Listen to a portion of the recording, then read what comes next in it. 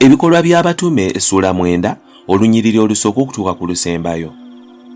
Naye Sawulo bwe yali akyayogera ebigambo eby'okukanga n'eby'okutta abayigirizwa ba Mukama waffe, n'agenda eri kabona asinga obukulu n'amusaba ebbaluwa ez'okugenda e Ddamasiko eri amakuŋŋaaniro bw'alabayo abantu ab'ekkubo obanga basajja oba bakazi abasibe abaleete e Yerusaalemi. Awo bwe yali ng'atambula ng'anaatera okutuuka e Ddamasiko, amangwago omusana oguva mu ggulu ne gumwakira okumwetooloola, n'agwa wansi n'awulira eddoboozi nga limugamba nti, Sawulo, Sawulo, onjigganyiza ki? N'amugamba nti, Ani ggwe, Mukama wange? Ye n'agamba nti, Nze Yesu, gw'oyigganya ggwe. Naye golokoka oyingire mu kibuga onoobuulira ebikugwanidde okukola. Naye abaali batambula naye ne bayimirira nga basamaaliridde, kubanga bawulidde eddoboozi naye ne batalaba muntu.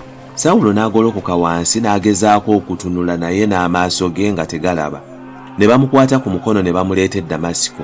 N'amala ennaku 3 nga talaba era nga talya wadde nga tanywa. Yaliyo omuyigirizwa mu Ddamasiko erinnya lya Ananiya.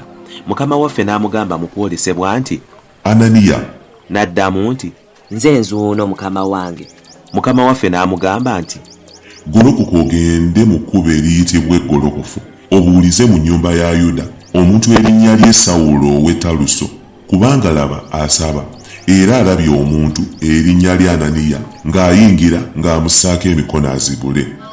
Naye Ananiya n'addamu nti, Omuntu ono nawulira ebigambo bye mu bangi, obubi bwe yakolanga abatukuvu bo abali mu Yerusaalemi bwe buli obungi. Ne wana alina obuyinza obuva eri bakabona abakulu okubasiba bonna abasaba mu linnya lyo.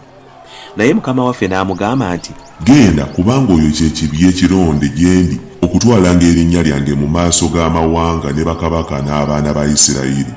Kubanga ndimulaga ebigambo bwe biri ebingi ebimugwanidde okubonyaabonyezebwa olw'erinnya lyange. Ananiya n'agenda n'ayingira mu nnyumba.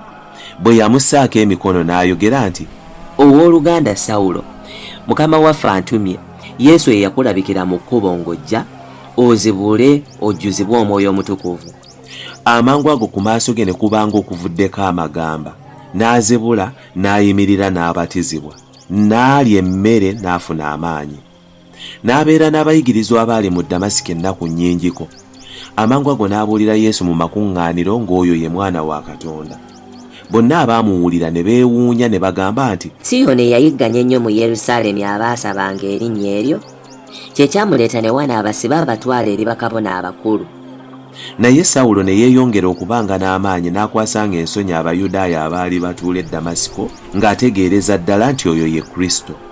Awo bwe waayitawo ennaku nnyingi, Abayudaaya ne bateesa okumutta. Naye amagezi gaabwe Sawulo n'agamanya, ne bateeganga ne ku nzigi emisana n'ekiro okumutta. Naye abayigirizwa be ne bamutwala kiro ku kisenge ne bamusiririza mu kisero. Bwe yatuuka e Yerusaalemi n'agezaako okwegatta n'abayigirizwa, ne bamutya bonna nga tebannaba kukkiriza nga naye muyigirizwa. Naye Balunabba n'amutwala n'amuleeta eri abatume, n'abannyonnyola bwe yalaba Mukama waffe mu kkubo era nti yayogera naye, ne bwe yabuulira n'obugumu mu Ddamasiko mu linnya lya Yesu. N'abeeranga wamu nabo ng'ayigirizanga ng'afulumanga mu Yerusaalemi ng'abuuliranga n'obugumu mu linnya lya Mukama waffe Yesu. N'ayogera n'awakananga n'Abakerenisiti, naye ne bagezaako okumutta. Abooluganda bwe baategeera ne bamutwala e Kayisaliya ne bamusindika e Taluso. Awo ekkanisa eyali mu Buyudaaya bwonna ne mu Ggaliraaya ne mu Samaliya n'eba n'emirembe, ng'ezimbibwanga era ng'etambulira mu kutya Mukama waffe ne mu ssanyu ery'Omwoyo Omutukuvu ne yeeyongera. Awo olwatuuka Peetero bwe yali ng'ayita wonna wonna n'aserengeta eri abatukuvu abaali batuula mu Ludda. N'asangayo omusajja erinnya lye Ayineya eyali yakamala ku kitanda emyaka 8 olw'endwadde y'okukoozimba. Peetero n'amugamba nti, Ayineya, Yesu Kristo akuwonya, yimirira weeyalire. Amangwago n'ayimirira. Bonna abaali batuula mu Ludda ne mu Saloni ne bamulaba ne bakyukira Mukama waffe. Awo waaliwo mu Yopa omukazi omuyigirizwa erinnya lye Tabbiisa, mu Luyonaani ng'ayitibwa Doluka. Omukazi oyo yali ajjudde ebikolwa ebirungi n'ebintu bye yagabanga. Olwatuuka mu nnaku ezo n'alwala n'afa. Bwe baamala okumunaaza ne bamuteeka mu kisenge ekya waggulu.